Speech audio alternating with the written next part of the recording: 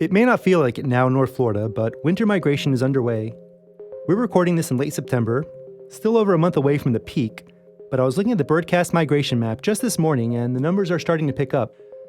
The Florida Panhandle is a destination for overwintering birds, and the coming months are a prime time to birdwatch. That is today's topic. This is Coast to Canopy, an ecology podcast from WFSU Public Media. I'm Rob Diaz de Villegas. Joining us in the studio are Julie de Grummond. Julie's on the board of directors for the Appalachia Audubon Society, an Audubon chapter serving the area roughly between the Osceola and Apalachicola rivers and the Florida Panhandle. And you also write blogs for them as well, right? Yes. And you're the field trip leader. Yes. Yes. All right. Well, welcome, Julie. Thank you. Don Murrow volunteers at the St. Mark's National Wildlife Refuge, serving shorebirds and ducks. You do the shorebirds twice a month-ish. And then about once a month for ducks. Yeah. And you also write this great birding report that you can read on the Friends of the Refuge website. Welcome, Don. Morning. So I want to start with that bird. So I was just looking at the migration map this morning. It seems like it's really picking up. Do you guys keep an eye on that Birdcast or any of the migration maps? And does that affect like any of your planning of outings or? I check Birdcast every morning just to see what's going on. There are mornings when I'm feeling lazy and I get up and check. Like last week, I got up and 1.7 million birds had crossed Leon County. Wow. And it was bolt breakfast and head out the door. Yeah. Yep, same here. It's coffee and Birdcast every morning. So, yeah, it's a good predictor. And like Don said, it can change what I'm going to do in a day. Gotcha. So for our listeners who aren't familiar with it, it's kind of a neat thing. It's the network of weather radars, and they can detect the density of birds. And 1.7 million birds obviously will show up on a radar. So that's kind of a neat thing. I want to talk about. I guess I've gone out with both of you on outings at in different locations, and so I want to talk. So Don, I've been out with you on the refuge, and Julie, we were out at Lake Jackson at a couple of different spots. So. Yeah. So in the coming months, what can we expect at either location? Want to start with Lake Jackson? Sure. Well, we've been in drought, and so the lake has been steadily dropping. Yeah. Lake Jackson is known for the sinkhole that's in it, Porter Sink. That sink periodically opens up and the lake drains, and when that happens, we get a lot of mud flats. So right now, the lake is looking pretty low, and I'm hopeful we're going to have that event happen again in the next few weeks. Yeah. Aside from that, it's always good because there's water there. It's also a great habitat. So around this time of year, we're going to be looking for migrating flycatchers to show up there. Falk Landing is a wonderful location for flycatchers. We get alder flycatcher every year. Currently, there's one there now.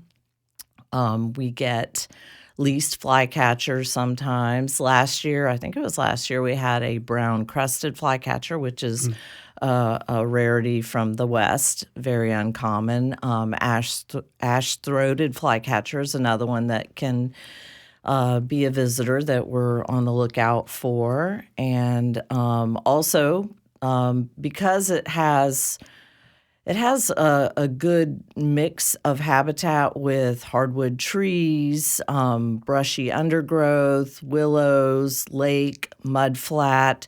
You can just get any variety of birds there, and there are warblers that will be passing through. So I'm looking for those, as well as the birds that are highly associated with the water, like egrets, herons, ducks, shorebirds. Right. White pelicans show up every once in a while? They do. I haven't seen any for a while, but they have been on the lake many times, and, they're in the area. I guess it was a couple years ago we shot that segment. They were out there in pretty large numbers at that point. I remember that. Yes, they were. So Don, I know the refuge gets really busy in the winter. What can we expect in the next couple of months? Well, right now we are really building up with shorebird migration. Shorebird migration starts very early, with Arctic shorebirds starting to move through as early as July. Right now we've gone from winter, when you have a couple of species of breeding shorebirds and some over-summering yearling shorebirds, the birds that don't migrate in their first year. And you probably have maybe 150, 200 shorebirds on the refuge in early July. I did a shorebird survey this week and had over 1,000, 17 different species. So shorebirds are starting to stream through. A lot of these birds are long jumpers. Some of these birds have been flying for several days, may have taken off from North Dakota. They'll land here, species like pictorial sandpiper. They'll feed for a couple of days. They'll bulk up. They'll end up weighing 50 to 75% more than their normal weight, and then they'll take off, and they may land in Suriname. They don't only jump the Gulf of Mexico. They see it as a minor impediment. They keep going until they run out of energy. And we're just starting to get into duck migration. We only have one breeding duck on the refuge, wood duck. They're there year-round, and we get Yankee wood ducks coming down in the winter. But right now we've got blue-winged teal moving through. Blue-winged teal are the odd duck. They're long-distance migrants. Most blue-winged teal are wintering in South America, some as far south as Brazil. And those blue-winged teal are now moving through the refuge.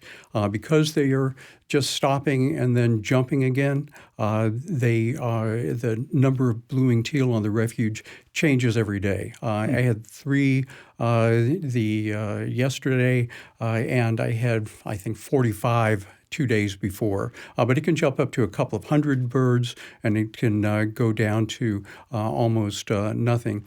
Our big rush of migrant ducks starting to come in will come in and starting in late October. And then in November, all the ducks come down. And the duck population will jump from next to nothing, a handful of wood ducks in July, up to several thousand ducks from November through the beginning of February. And that's a combination of ducks that are stopping and staying, and then also moving on? Right at the beginning, there's still some ducks that are moving on. Yeah. Northern shovelers, a lot of them are going down to the Big Islands in the Caribbean, Cuba, Hispaniola. But starting in late October, we're getting the ducks that stick. A lot of ducks are only coming down this far, and so we'll end up with 23 species of waterfowl visible on the refuge over the winter period. Just for our listeners listening to the podcast, we're talking about a lot of different bird species and bird species that we have footage of. So if you are a visual person, you can check out the video version of this podcast on the WFSU Ecology YouTube channel. And then also we put this podcast on the WFSU Ecology blog where we'll have photos of these birds as well. So we've talked about specifically so far Lake Jackson and the refuge. As far as the winter months, what are some other kind of cool places we could go within sort of 100 miles of Tallahassee?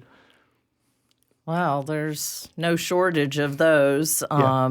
It just depends on what you're looking for. This time of year, well, as we move into winter, we're going to have sparrows, so we'll be looking at grassy areas as well.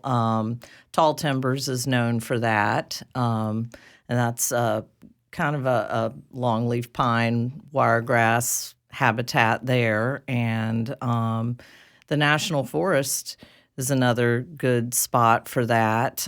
We have a lot of different lakes. So for me, I'm always looking for areas that have water. Yeah. Piney Lake Lafayette Heritage Trail is a really great birding spot. If you wanted to travel some, then there's everything. Well, St. Mark's is always a good place to go. I frequent Bald Point, which is in Franklin County near Alligator Point. That's a fantastic migrant trap there. You'll get a lot of raptors there. So I've had days where I've had like 50 or 60 kestrels and 10, 15 merlins and a couple of peregrine falcons, as well as the warblers and regular residents that are there, shorebirds and such. Yeah. Yeah. And I'm glad you mentioned raptors and and some of these coastal areas. I think for some people who are listening who might be really getting into birding, like, warblers can be a real challenge, and a lot of the smaller birds, but going out and seeing raptors and wading birds and oyster catchers at Bald Point, especially, that's a lot of fun there, and on the oyster reefs. That could be a big obvious thing. You could see that it's a cool looking bird, and you get a sense of birds in the habitat, in a nice well preserved habitat.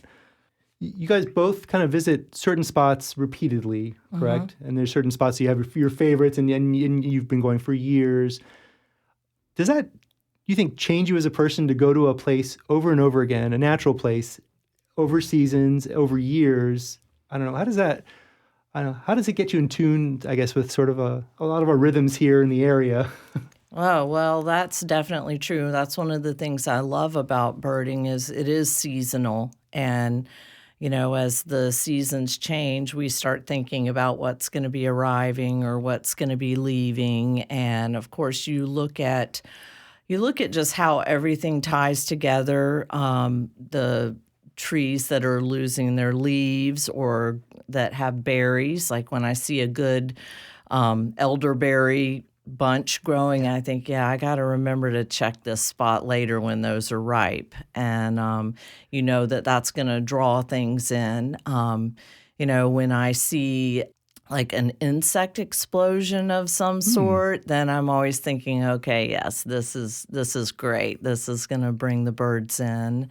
And you just kind of see how all those things mesh together and work together. And, the changes in season means a change in birds, which keeps it fresh and different. And when you go to the same spots over and over again, you get an idea of what's going to happen.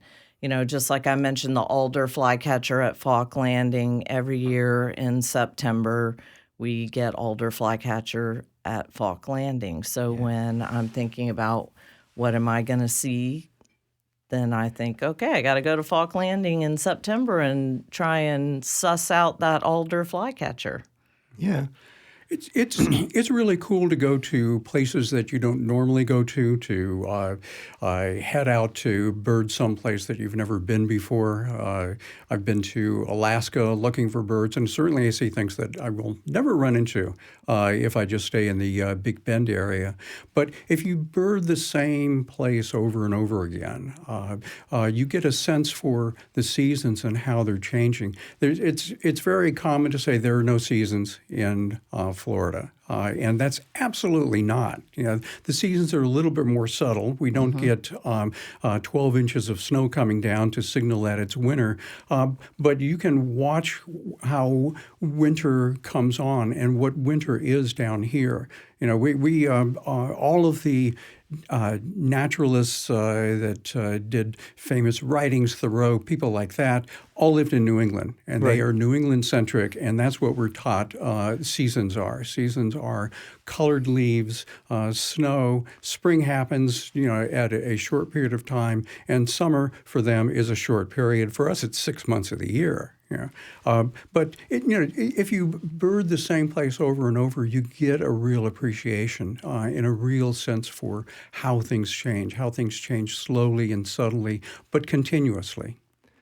Yeah, I'm glad you said that about the seasons in Florida. I'm a big native plant person, and also I'm big into insects. I like to watch bees and other things, and at that level, you could definitely see there's almost at that point 20 different seasons in Florida. The succession of blooms and different insects that emerge at different times, and then when you factor in bird migrations, I know when there's a certain time of year when hooded mergansers land at a pond by my house, and that's a thing I mark as a seasonal marker of one of the 20 seasons in Florida. So.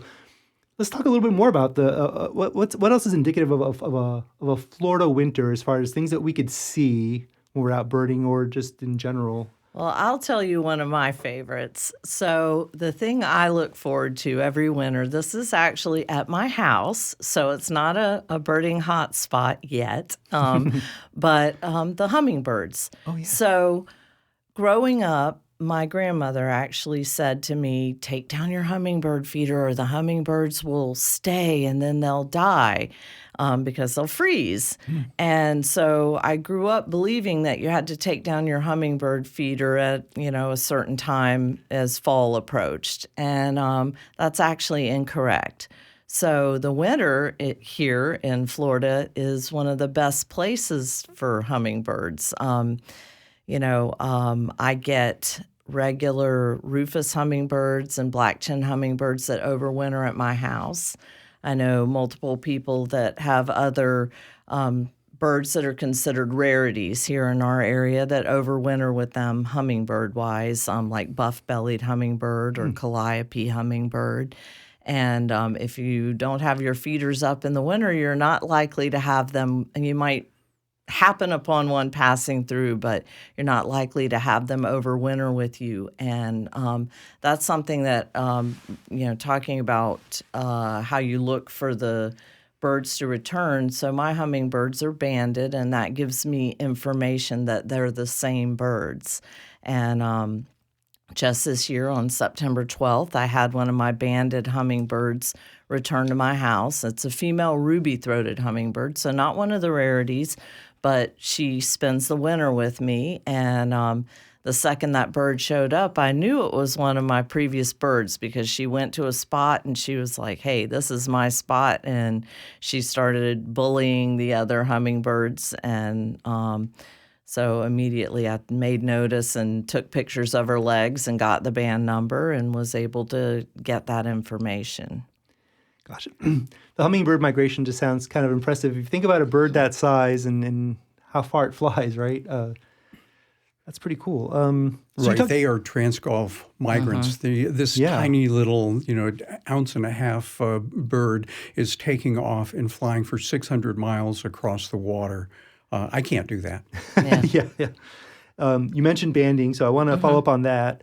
So talk about that process. So, and I know you do a lot with shorebirds, so you probably see quite a lot of banded birds down there. So explain for people what banding is and how it's done. Okay. Well, it's done different ways depending on the species of bird. So with the hummingbirds, we actually they have a system where they use a bird cage, and the feeder is put in the bird cage, and we use a rod and reel, essentially, and hold the door open. And when the hummingbird goes in, we close the door, and then the bander takes the bird in the hand, and he takes measurements. He looks at everything from, the molt and growth of feathers, measures the bill, weighs the bird, and puts a tiny little band on its leg, and all of this information is written down and put into databases. Another way that it's done is when birds are chicks. So with like the snail kites that were recently nesting in Leon County, when those baby birds were getting close to fledging age, the banders took the babies out of the nest, did all of those same processes, made measurements and wrote down different markers that they look at, and the bands were put on their legs. And in that case, two of the babies, they actually put GPS tracking devices on, and then they're put back in the nest. Right. And then so for a lot, especially for migratory species for banding, like down at the refuge, you get a lot of birds that are flying from different places in the country. So as on that end of it, where you're there sitting there with binoculars, talk about that part of it and the information we get from banding on that end of it as a person who's watching where these birds end up. Well, you should always be watching for bands. It's a good best practice for birders, and especially with the advent of powerful cameras, you can read the color bands, not necessarily the aluminum band that the Fish and Wildlife Service puts on the bird with a long number on it. That's pretty small. That's hard to see. But a lot of birds will have color bands, and it's with some it's the combination of colors. They're set up so that. You look at the upper right or the upper left or the lower left or the lower right, where the colors are, which colors are on top, which colors are on bottom. And that's a unique combination. With some of the larger birds, I had an American oystercatcher on Lighthouse Pond last week that had a band on both upper legs. And with a lot of birds, they'll have a band. It'll be the same number on each side. And this one had 3 letters, one above the two.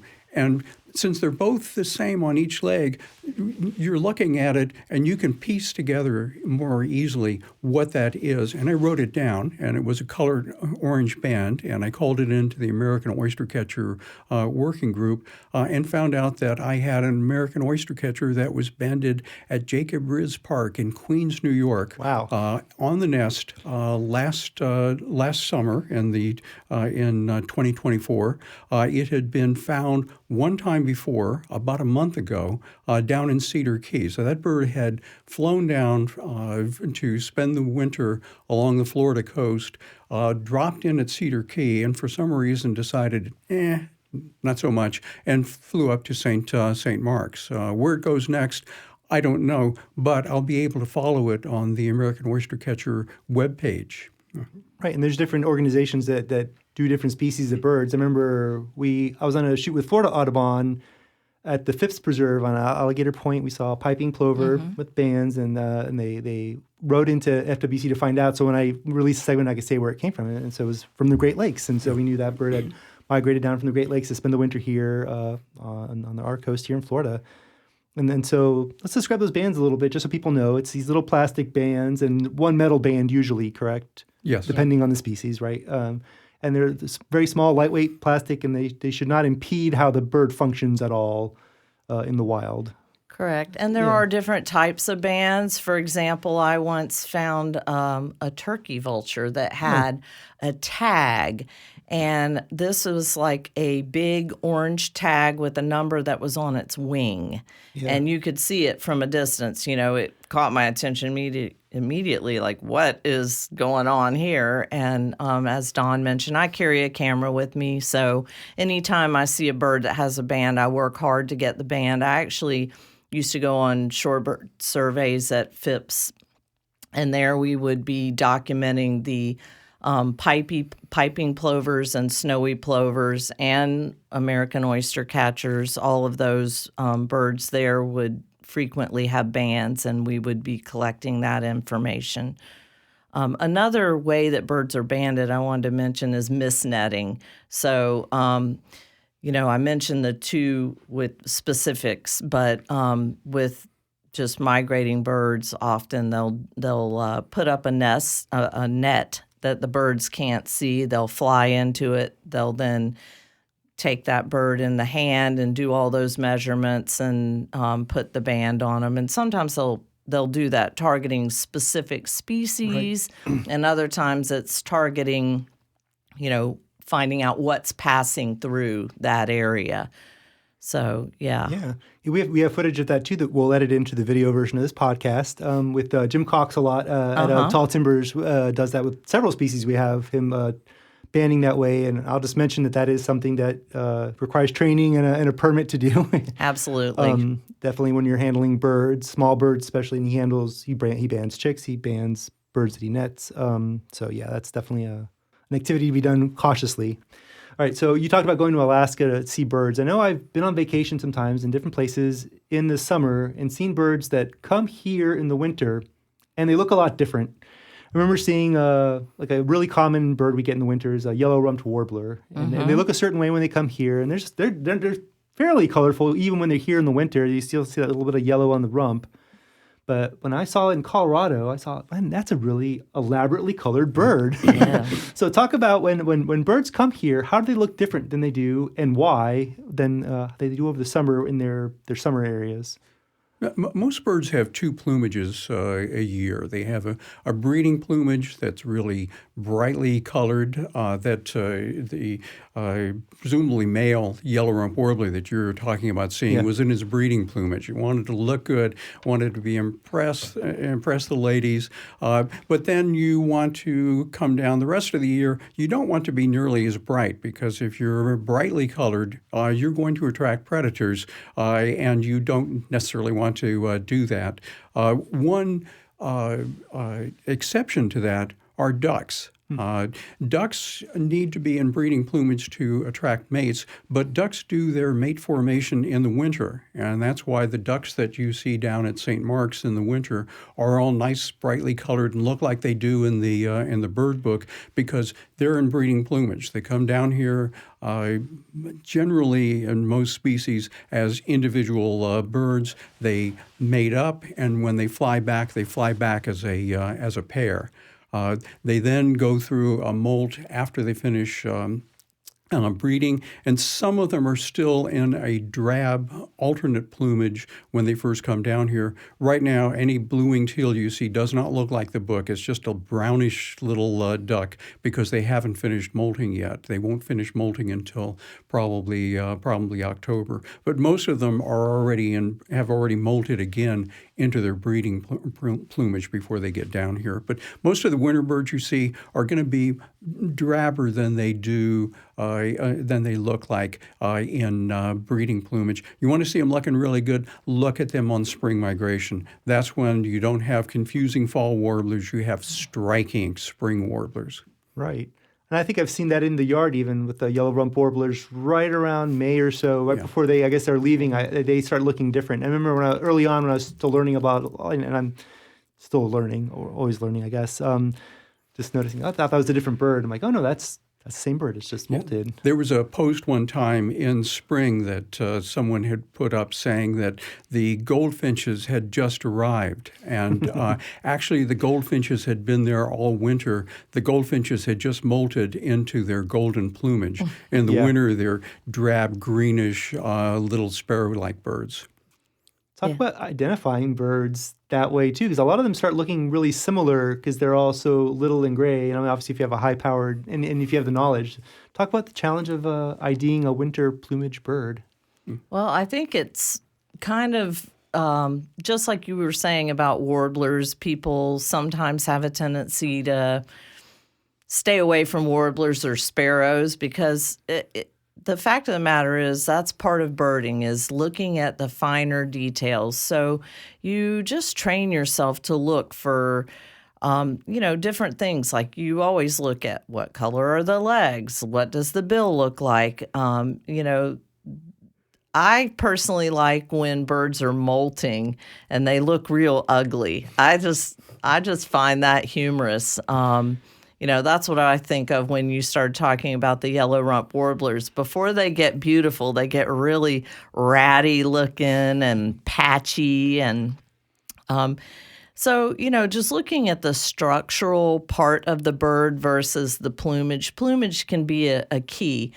I went to actually it was a book signing, but the guy was talking about identifications, and one of the things he really recommended was not looking at the plumage, not looking at the colors, and really just looking at almost like the shadow of the bird. And there are different guides have different keys like that where they show kind of just a black outline of the bird and kind of becoming familiar with the shape of that bird. Of course, we're human. We can't help but look at the plumages and the colors, and those things are going to be keys, and they do tell us things. But, when you see something that looks funny, like a ratty yellow rump warbler, then, I personally like to just study it and look at it and kind of think, okay, what is it, what stands out to me that lets me know what that bird is. Of course, with that particular bird, it's going to always have that yellow rump, regardless of what plumage it's in. So, I've heard it said that Roger Torrey Peterson ruined birding for people. He had his system with key field marks, and so there would be a little arrow that pointed to something, and that caused people to look only at the key field mark. And like Julie says, there are other things. There's the shape, there's the behavior, there's the microhabitat that birds are in. I tell people that you should be able to identify a yellow rump warbler without seeing the yellow rump. That's not necessarily the best field mark on it. And if you really start looking at birds, it's like anything else.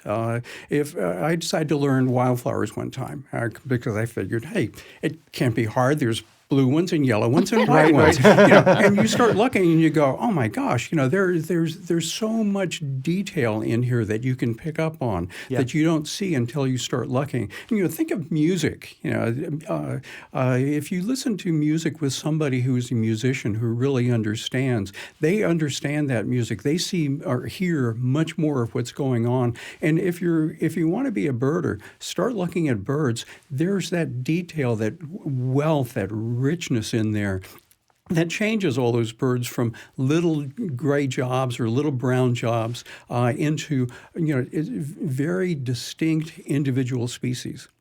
Right. Both of you just reminded me, I visited the Cornell Lab of Ornithology one time, and they have this giant painting on the wall, and it's all silhouettes, and they say, well, that's the first thing you want to look at is that shape and not so much the color or whatever else.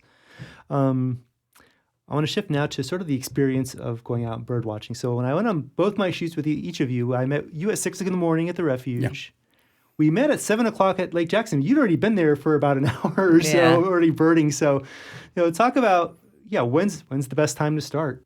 Well, go for it. I mean, my answer to that is the best time to start is when you have the time. So whenever you have the time, that's the best time. That being said, I find that it is very productive and also enjoyable to be where I want to be before the sun comes up.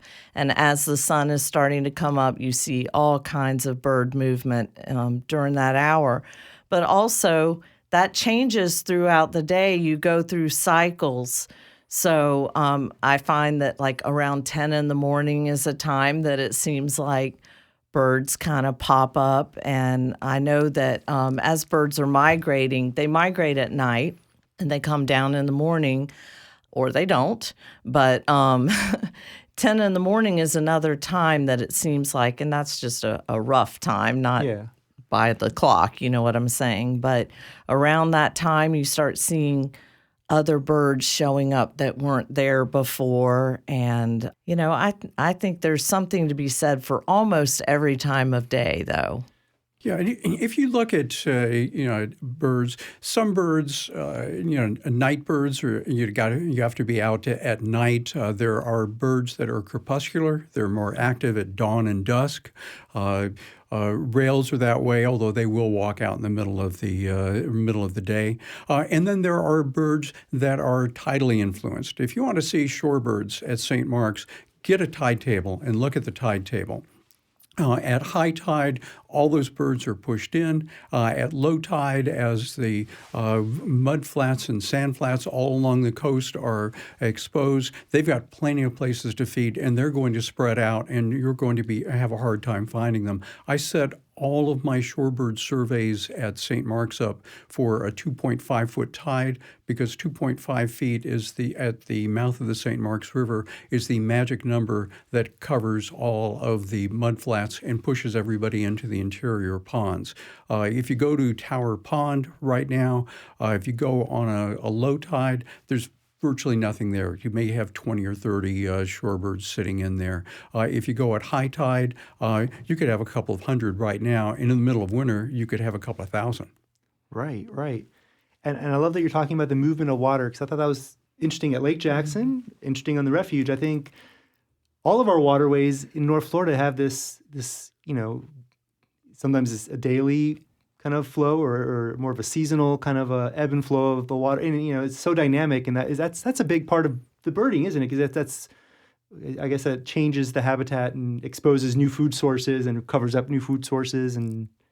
Right, and you have to watch for things that are happening off of a regular cycle. If you go down to Lighthouse Pond right now, it's loaded up with Forster's terns, with a whole range of waders, egrets, herons, roseate spoonbills. And the reason is that the water level there is dropping. It hasn't been raining. There are dead fish. There are fish that have very little oxygen, so they're not moving fast. And with the same number of fish and less water, they're concentrated. And so that is like a cornucopia for those birds right now, and they've all moved in. And so you look for things like that too. Certain species, wood stork, for instance, are famous for flying 30, 40, 50 miles in the day to look for a pond with the water level dropping, because that's the easiest and best place for them to feed. Wow. Wow. And then so another thing I want to talk about too is when you're out at 6 in the morning, and especially when I was out with you in the morning, we were listening more than we were watching too. And so that's a whole other world for bird watching. It's not my strength at all. There's like really obvious bird. We were talking about red-winged blackbirds earlier. That's an obvious call. That's easy for me to hear. But talk about that aspect of it, learning the bird calls and how much that enhances what you can understand about birds in the area. It's very important, and sometimes you're sitting there with several $1,000s worth of optics on you, going, "Why do I have these?" Because you're getting most of your birds by hearing them, by hearing calls that are out in thickets in the night. If you want owls, I rarely see owls, but I get owls. I had 4 owl species the other morning and didn't see a single one. So it's a very important part of birding. And we have now tools like Merlin that, a free app for your phone that you can turn on. Merlin's very good. It makes mistakes. You have to be careful. Either that or I actually heard a mute swan at the double bridges down at St. Mark's one morning.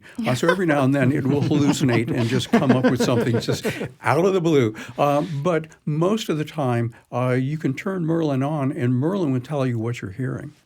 Yeah, it's a fantastic app, and a lot of people who aren't even really serious birders use it. It's really interesting to see how many people I meet that go, "Oh yeah, I have this app that tells me," and it, like Don said, it's a fantastic tool, but it is also a tool. So just like if you have a hammer and nails and wood, that doesn't make a birdhouse. You have to put work to it. So you need the human part of that equation. That's something that we see on eBird, where people who are not real experienced will frequently report something simply based on Merlin. I always encourage people to not do that. You want to make sure that you know what it is you're listening to. And Merlin is a great tool for that, because you can hold it in your hand and see when it picks up a bird, and you can key in on what it's picking up. It also does have where you can play that bird's call and listen to it and go, "Yeah, that is what I heard," or "No, that wasn't a screech owl. It was actually an ambulance." So yeah, birding by ear is very important, and there are a variety of birds that can only be ID'd using their call. For example, I found a Couch's kingbird here in Leon County, and that's a bird that it's a western central South America bird. Looks just like a tropical kingbird. They look virtually identical. There are some really small identification keys, but it's really hard to separate them that way, but their calls are completely different. So it became very important to hear that bird call in order to get the correct identification. The alder flycatcher at Falk Landing is another great example. I actually followed that bird around for something like 10 hours trying to get it to call, because without the call, I really couldn't report it as an alder flycatcher. I had to go with trails, which is a mix of alder/willow, because those two birds, again, there are some very small identification keys that some people are able to accurately key in on, but it's so subtle that I've spoken with people who ban birds who say in the hand they cannot tell them apart. Mm-hmm. So having that call is going to be really important. For me, I am not the best person at identifying birds by call. I know a lot of the basic ones because I hear them every day and I do key in on them. For me, it's more if I hear something and I don't know what it is, that's important. I'm like, whoa, what is that? Let me go check that out. Let's hunt it down, take a look at it, and see if we can figure out what it is. Yeah. And as a geriatric birder, Merlin's hearing is better than mine. And one of the things I use Merlin for when I'm out walking is to hear birds that I can't hear and alert me to the idea that there's a Prula warbler somewhere around here and I should go looking for it. And so then I know to look. If I hear if it hears an oven bird, I know to look low. If it hears a Prula, I know to look high. In that regard, some of what you're saying sounds like Merlin is a little bit like iNaturalist, where if something's really rare or unexpected, maybe it's not going to identify it, or maybe sometimes it comes up with an out of the blue identification that doesn't quite make sense for an area. Yeah, I'll throw another scenario at you also. So I have a mockingbird at my house, and I can hold Merlin open and look at all the things it picks up when he sings. He is very good at doing a bald eagle, a killdeer, a great crested flycatcher, Mississippi kite, Carolina wren, and here's the kicker, he does a tropical kingbird. Wow. So that's not really a bird that we in fact, a tropical kingbird has never been reported in Leon County that I'm aware of. You kind of touched upon eBird, so now I want to delve into that. So eBird is cool in two different ways, I think, for someone who might be getting into birding. But one of them is that it collects data. Since it's collecting data from so many people, it kind of lets you know where a lot of things are and can direct you there. And so there's hotspots, and I want to talk about that. And then I want to talk about just that collection aspect of it too, since I use iNaturalist and it's all photo based, and in the quality of the photo, obviously you can verify that a lot more easily. So talk about how eBird works and sort of maybe how there's some pitfalls there, some traps. eBird is a citizen science project. You turn on your phone. You can do it afterwards. Keeping notes. But most of us use a phone app. You turn it on when you start birding. You note the birds that you see. The best practice is you note how many birds you see, not just that you saw the bird.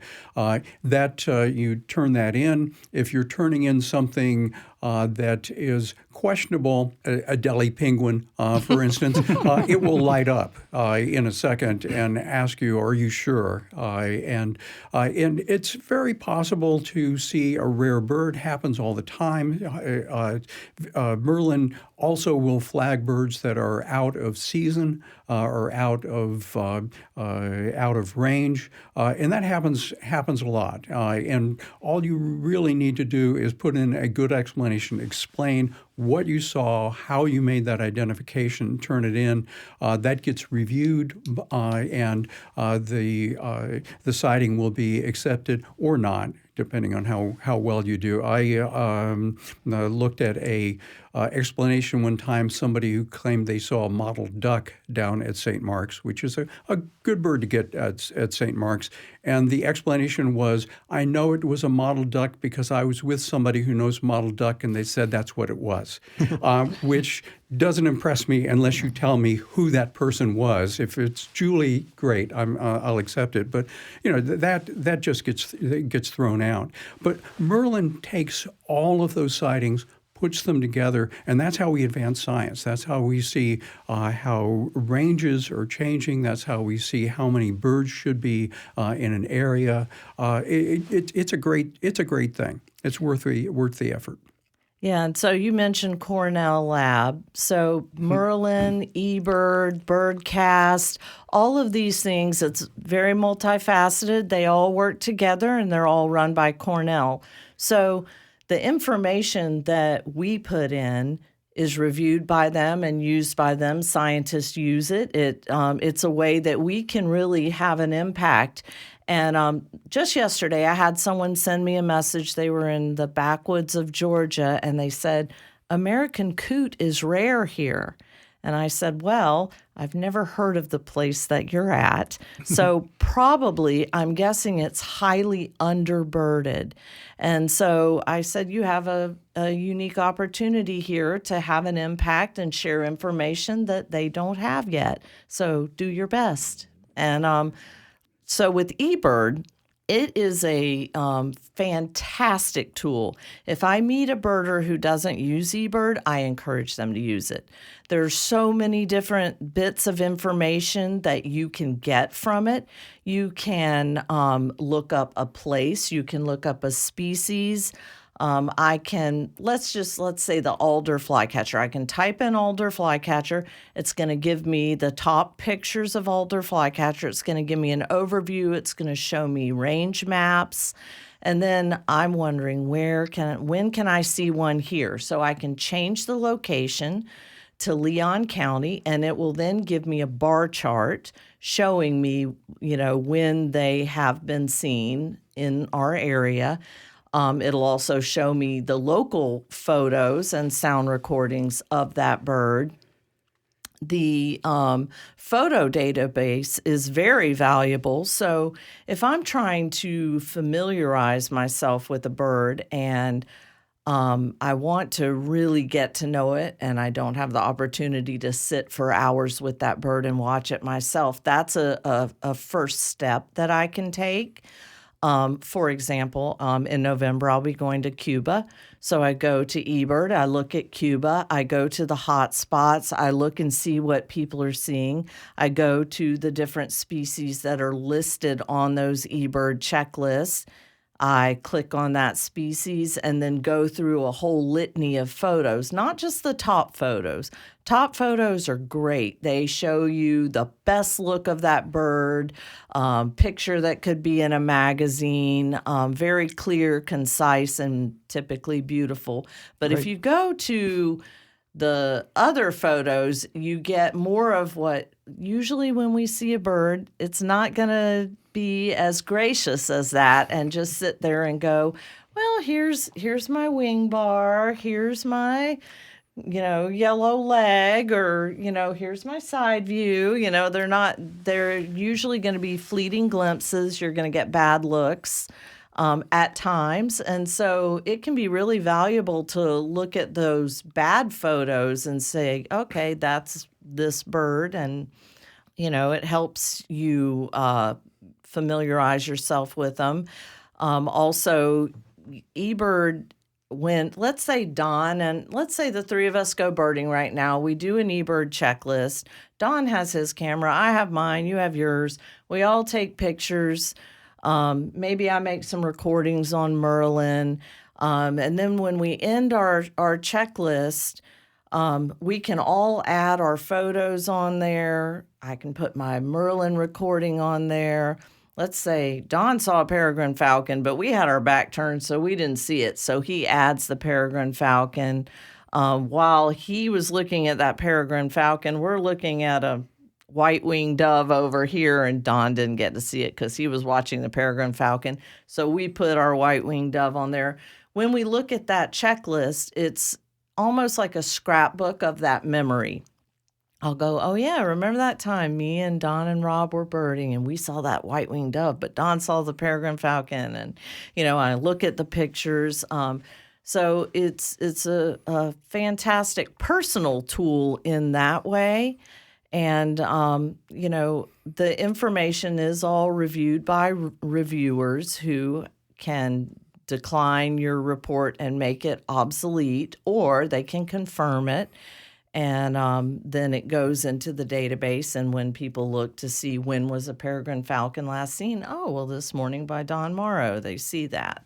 There also are rare bird alerts that you can register to get, and that will go right to your email and let you know, this morning Don Morrow saw a peregrine falcon at WFSU. And then someone who wants to see it can go to that location and try and locate that bird themselves. Yeah, I'll be going out to Arizona next month. My son lives out there. And what I'll do is I'll turn on the rare bird alert for Pima County, Arizona when I go out. I'll be birding while I'm out there, but if something really rare shows up, I don't want to get home and then read that somebody had seen a bird that I really, really want to see later on. So I do that anytime I'm going on a trip. I'll turn on the rear bird alert for that area, turn it off. I keep the rear bird alert for Leon and Wakulla counties on all the time just to see what's up. So speaking of the rare bird alert, so every once in a while we get something out of the ordinary here in the area. And it'll be marked on eBird. So was it the white wagtail a couple of years ago, and then that was found and it was registered, and then people started coming to see it from outside of the area, right? Correct. Yes. Actually, I found that bird. So it's very special to my heart. One of my favorite birds that I ever found. And yeah, that's another point that I like to make, especially to non-birders, because my goal is always to inspire people to care about the earth and the natural world and try and preserve as much of it as we can. That particular bird, definitely over, I would say 600 people came to Leon County just to see that bird. There were, you can go in eBird and see how many reports there are, and there were also people who actually don't use eBird that did come.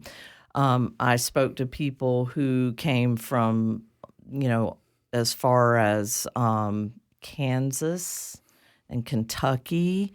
And it's hard to remember because it's been a couple of years, but I met a lot of people from different states that actually saw that bird reported. And one of the things about birding is that we love to collect lists, like Don mentioned.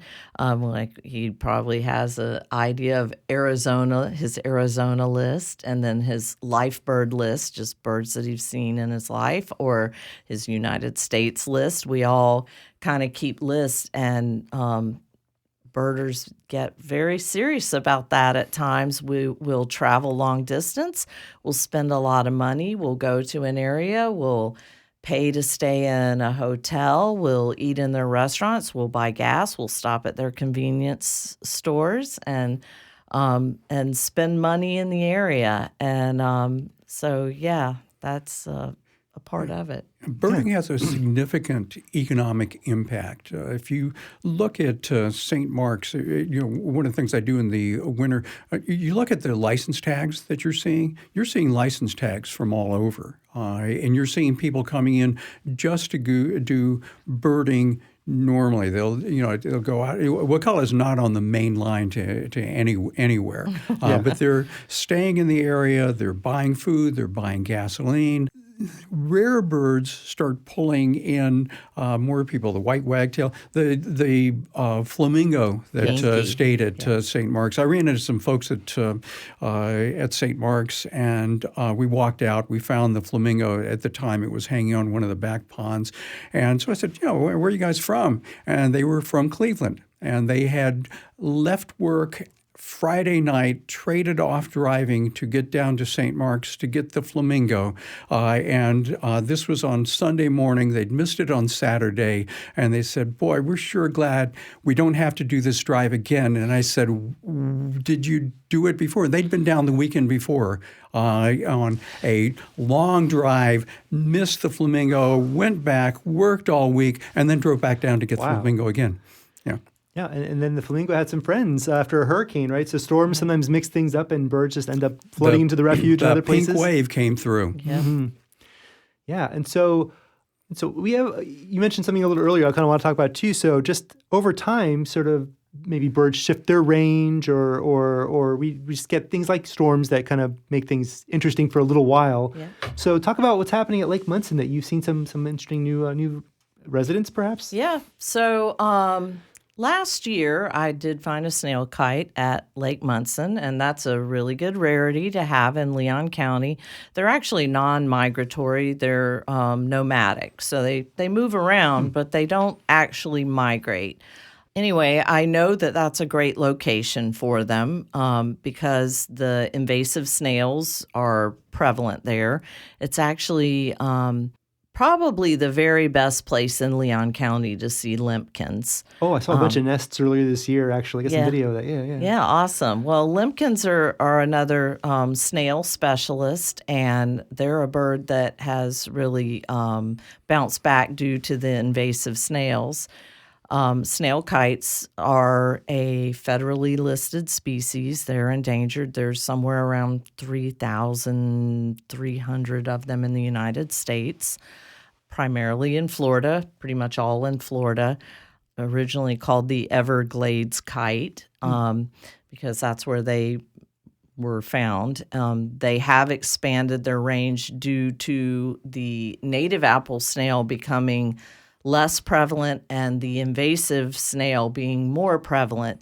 Another factor for snail kites is that they are, again, back to the water. They really need somewhere around 13 to 15 feet of water to nest in. Lake Munson happens to be hitting that sweet spot. And in April, when I went there, I found a pair of snail kites, a male and a female. This immediately got my mind thinking, hey, there's potential here. And a few days later, I brought a large group of people there from Orange Audubon, actually, and we witnessed them mating. So that was very exciting. We witnessed it. We photographed it. Another woman that was there actually videoed it. And then the next day I came back and witnessed them starting to nest build. So I did contact the Snail Kite Project in Gainesville. They track the snail kites. They document them. They help keep the check on the numbers, how we're doing. And this pair of snail kites expanded into 3 snail kites, and there was a female that was not a part of the pair. Originally, because it was the male that was nest building, we thought it was the original female, but it was actually a different female that was staying primarily hidden on the far side of the lake. The Snail Kite Project came out. They checked the nest. They said, yes, there are 3 tiny babies in there. And they came back about, a month and a half later, pulled the big babies out of the nest, banded them, put tracking devices on 2 of them. These are tracking devices that make use of cellular technology, and they can literally call the bird's number at any time and find out where they're at, and they have maps showing their movement. This was a groundbreaking event because prior to this, the furthest north that snail kites had ever nested was in Gainesville. And prior to that, it was 150 miles south of Gainesville. So when the Snail Kite Project people came and FWC, they worked together, they did tell me that the snail kites were missing from Gainesville and they wondered where they had been. And there were also 3 snail kites located at Miccosukee Greenway here, which there's still some present there. I haven't spent as much time there, but I've spent a lot of time at Lake Munson watching the pair. They successfully reared those 3 babies, which then fledged and have been seen periodically here and there. I'm not sure whether they've left the area now. They may have. They were anticipating that they'd hang around for about 3 weeks and then fly around and look for a good place to go. I know that they were here much longer than that due to their bands and their trackers. So I have seen them since then. That pair re-nested and successfully reared 3 more chicks, which then fledged, and I watched them learn how to fly, learn how to hunt, and I still periodically see them around the lake. And then the male took up with the other female on the far, far side of the lake where I can really barely see them. I did see them nest building. I saw that there was behavior that looked like they were nesting. FWC did come out and check it and said, yes, there is a nest there and it looks active. At this point, I don't know whether they successfully reared babies in that nest or not. But you can still go to Lake Munson and see snail kites there. So, it's pretty exciting. Yeah. So you've mentioned over the course of this podcast, Snail Kite Project, and Oyster Catcher Project. So for a layperson who might see something kind of interesting and they don't know, it seems like quite a lot of organizations they might contact. Would it be maybe smart to contact Appalachia Audubon first and then get the direction? That's a great resource, and good old Google can tell us a lot of stuff. Google banded birds if you see a banded bird, right. And you can work out where to send the information. As we start wrapping up here, I want to talk about So if we have advice for people who are just getting into birding, we live in a spot where there's quite a lot to see. Mm-hmm. So if we were to give advice to people starting out, they don't have perhaps any optics, they don't have any, where to go, what to do, what's the good first step to get into birding in this area? There are field trips available through different groups, especially through Audubon, and what you should do is go on a field trip.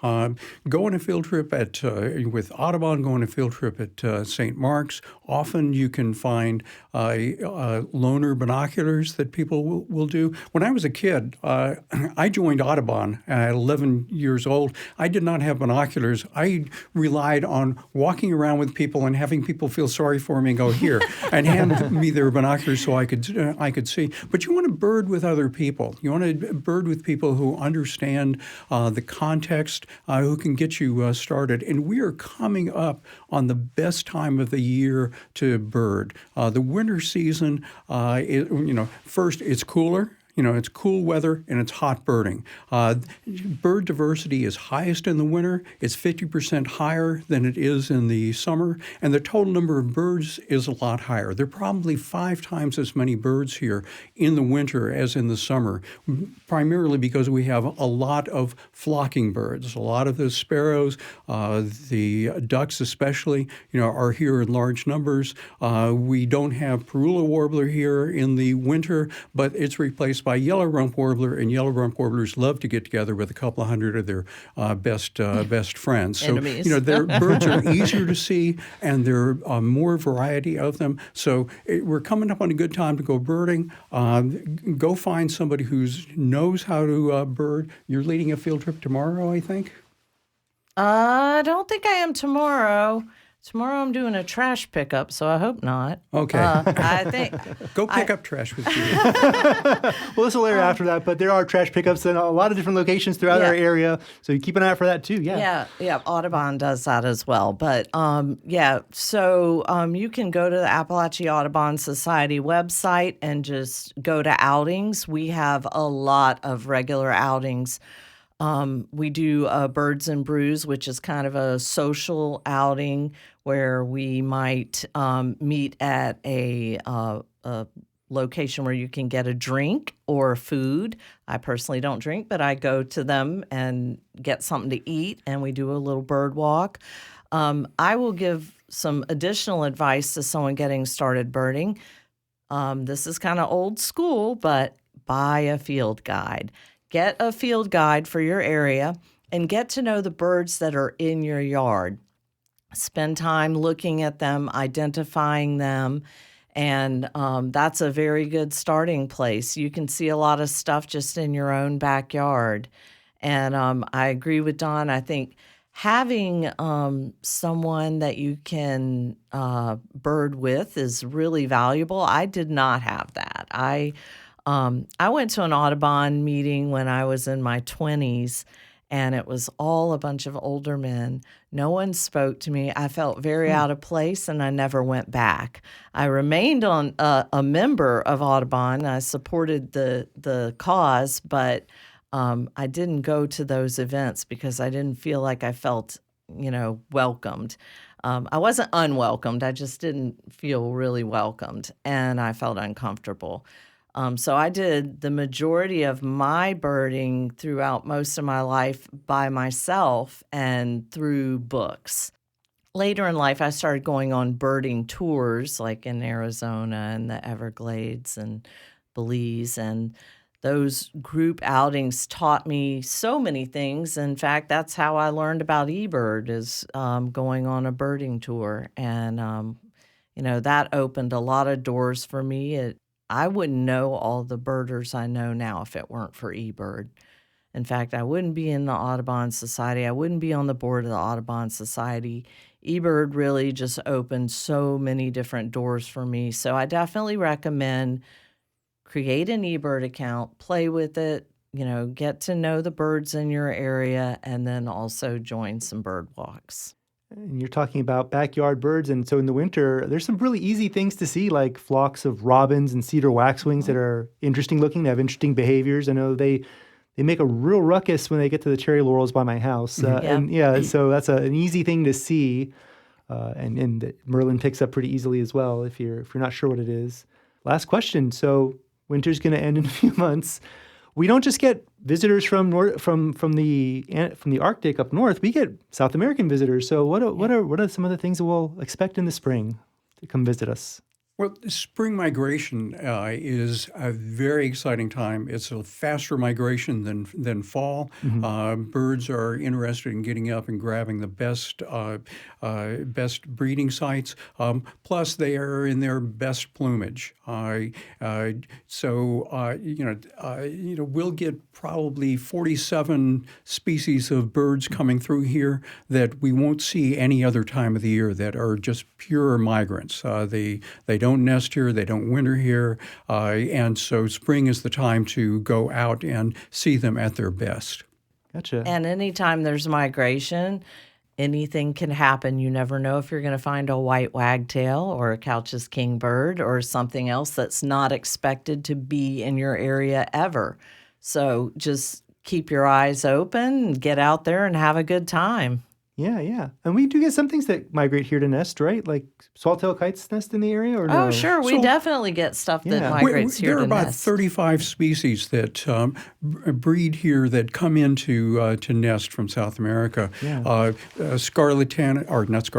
Summer tanager, orchard oriole, the Parula warblers come up. They're one of our earliest migrants. They start showing up in February. So there are a lot of birds that are here only in the summer, but there are almost twice as many birds that are only here in the winter. Gotcha.